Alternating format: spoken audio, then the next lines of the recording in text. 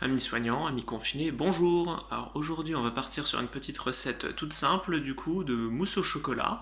C'est toujours le petit réconfort quand vous rentrez chez vous, c'est le petit dessert qui est facile à faire et qui ne demande pas grand chose ni en matériel ni en ingrédients. Alors, je commence par vous montrer ça tout de suite. Donc en termes d'ingrédients, vous aurez besoin de 300 g de chocolat noir. Alors moi je l'ai en petit copeaux comme ça, mais vous pouvez du coup aussi le prendre en tablette, ça revient au même. Il vous faut 150 g de crème liquide entière, hein, pas de la léger. Il vous faut après 6 ou 7 blancs d'œufs pour le coup. 3 jaunes d'œufs. Alors les jaunes qui vous restent, des blancs que vous n'utilisez pas, ne les jetez pas, hein, bien évidemment. Vous pouvez les mettre de côté au frigo et puis on pourra s'en servir plus tard pour une autre recette. Et enfin 50 g de sucre en poudre. Alors la première étape, c'est le chocolat. Donc du coup, pour ça, le plus simple, c'est déjà de le hacher. Donc je ne sais pas si vous l'avez vous en palais ou alors en carreau. Dans tous les cas, vous pouvez le faire. Donc pour ça, vous avez juste besoin d'une planche à découper et d'un grand couteau. Et vous y allez. Vous commencez à découper tout simplement. Donc au début, on hache, voilà, plutôt grossièrement. C'est déjà pour casser un petit peu tous les palais. Alors idéalement, vous avez pensé à sortir votre chocolat éventuellement du frigo ou à le conserver à température ambiante pour que ça soit plus simple. Parce que sinon, vous allez un petit peu galérer et vous risquez d'en foutre un petit peu partout aussi. Donc là, en l'occurrence, l'étape là, vous inquiétez pas si vous n'avez pas de grand couteau ou autre, c'est pas indispensable. C'est simplement pour faciliter la fonte du chocolat dans l'étape d'après. Donc vous n'êtes pas obligé de le faire. Moi, je préfère le faire parce que ça ira beaucoup mieux après quand on fera la ganache. Mais voilà, c'est pas non plus essentiel comme étape. Alors, vous voyez, là, le chocolat il est déjà plus ou moins cassé, c'est vraiment des gros morceaux. Et après, on peut affiner un petit peu pour faire quelque chose de plus fin.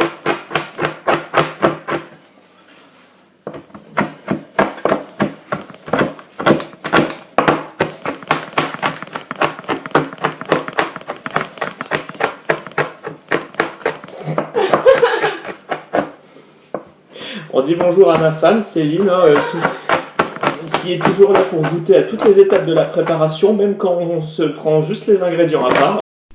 Donc voilà, là comme on peut le voir, on a quelque chose déjà de beaucoup plus fin que le produit de base. Donc j'ai pas non plus trop poussé le hachage parce que sinon après ça vous fait vraiment trop de poussière, c'est un petit peu compliqué, vous avez un petit peu trop de pertes, ça a tendance à accrocher à la planche parce que le chocolat il chauffe très vite et à partir de ce moment-là il colle, donc vous allez en perdre un petit peu, donc c'est pas vraiment l'idéal.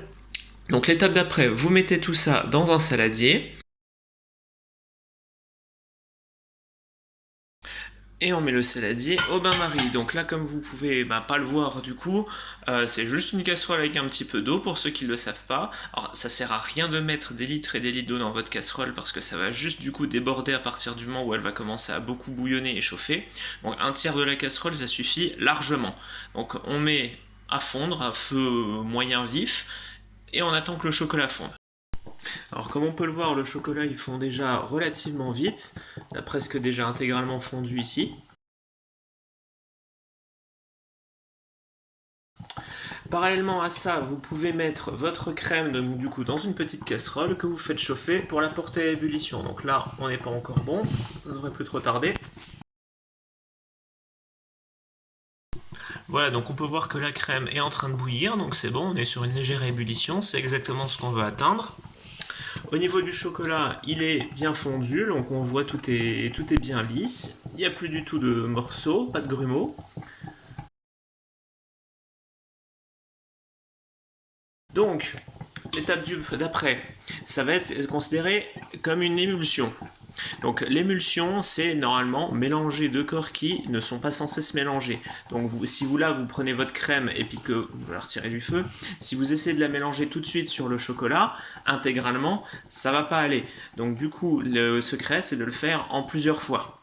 Donc là, on a notre crème d'un côté, le chocolat de l'autre, et en fait, on va le faire en 3 étapes. Donc je vais commencer par verser un tiers à peu près de ma crème dans le chocolat. Voilà. On va mélanger cette partie-là.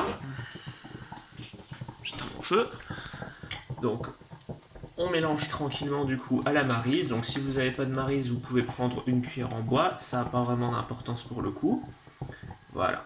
Et le but, c'est vraiment de bien incorporer la crème avec le chocolat. Idéalement, on fait ça aussi hors du feu. Voilà. Donc, ensuite, pareil, on reverse le deuxième tiers directement dedans. On va remélanger ça de manière à ce que ça soit voilà, bien beau, bien brillant. Donc, n'hésitez pas voilà, à y aller. Il faut vraiment que ça s'incorpore correctement et que ça vous fasse un mélange homogène. Je fais un petit peu de saleté partout. Voilà. Parce que les deux corps gras là, donc c'est un petit peu comme l'eau et l'huile, c'est au départ pas censé se mélanger. Donc si vous essayez de le faire en une seule fois, vous voyez, ça va donner quelque chose comme ça, mais de manière qui soit pas rattrapable, ou alors difficilement. Alors que là maintenant, une fois qu'on a bien mélangé, on se retrouve avec quelque chose déjà de beaucoup plus lisse. Voilà. Donc maintenant, la dernière étape, on va verser le reste de la crème. Voilà.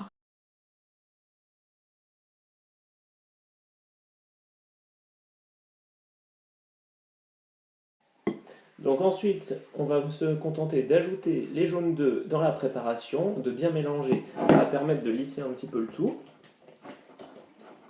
Voilà, ça assouplit un petit peu la ganache. Voilà. N'hésitez pas à bien y aller, il faut que ça soit vraiment bien mélangé. Voilà. Donc là, ça vous fait une belle ganache au chocolat qui est bien brillante, bien gourmande aussi.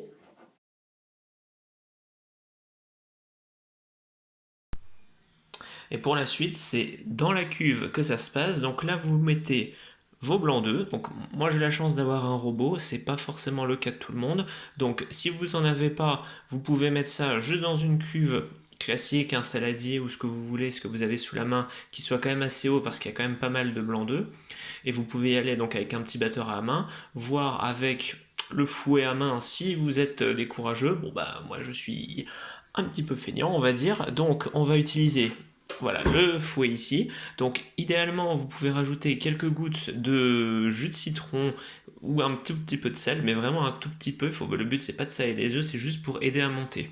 Pareil, deuxième petit conseil, il vaut mieux que vos œufs ils soient à température ambiante. S'ils sortent tout juste du frigo, vous allez avoir un petit peu plus de mal à les monter. Et puis c'est quand même dommage après, parce qu'une fois que vous avez commencé à les battre, qu'ils sont pas montés, vous pouvez plus en faire grand chose. Alors, donc là, comme on peut le voir, les blancs, ils ont bien monté. Donc, je vous ai épargné ce temps de battage parce que du coup, le batteur ici, il est un petit peu défectueux, il fait beaucoup de bruit. Donc, évitez de vous casser les oreilles, c'est toujours mieux. Alors, idéalement, pour vos œufs, battez-les à vitesse moyenne sans justement y aller trop vite. Parce que l'intérêt, c'est que vous allez faire du coup voilà, des blancs qui seront comme ça, qui vont faire, comme on peut le voir là sur le fouet, qui vont faire le bec d'oiseau, et qui justement en fait ne sont pas trop fermes. Parce que les blancs trop fermes, en fait, ils vont mal s'incorporer.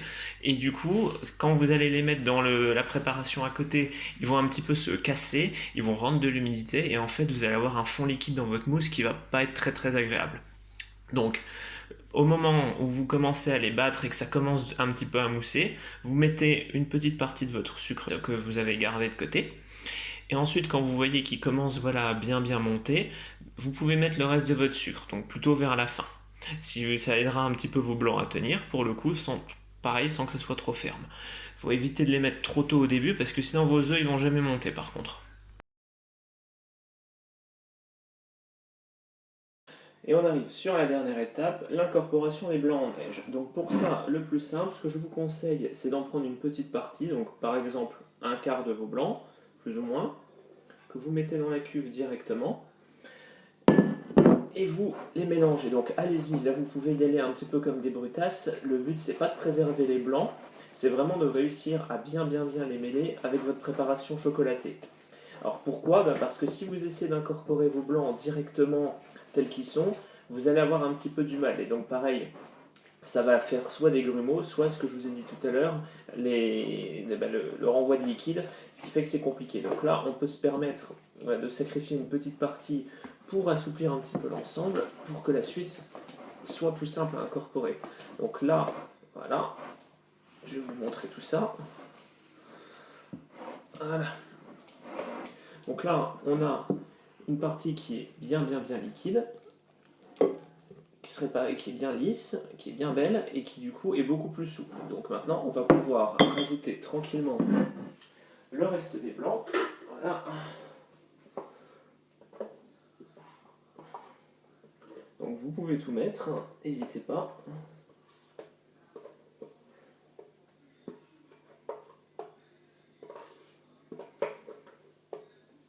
Voilà.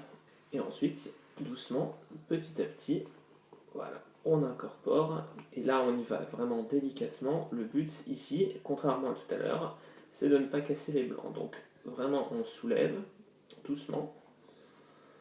Voilà. Et on mélange. Et le but, c'est vraiment de prendre vos blancs et de les incorporer tranquillement dans la mousse. Voilà. Vous prenez vraiment le dessous, pardon, et puis vous le remettez par le dessus, et vous recommencez. Vous pouvez faire pivoter un petit peu le saladier, vous gardez toujours le même geste. Voilà. Donc, vous voyez, ici, il y a juste le saladier qui bouge, pas mon bras. Comme ça, vous faites vraiment bien le tour. Le but, c'est vraiment de récupérer toute la préparation chocolat qui, normalement, du fait de plus grande densité, a tendance à coller au fond.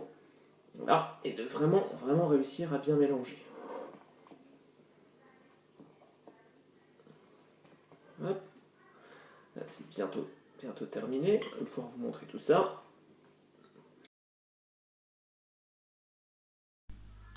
Donc là, vous voyez, les blancs sont complètement incorporés. Donc la mousse, elle reste pour le coup relativement légère. Elle est bien souple.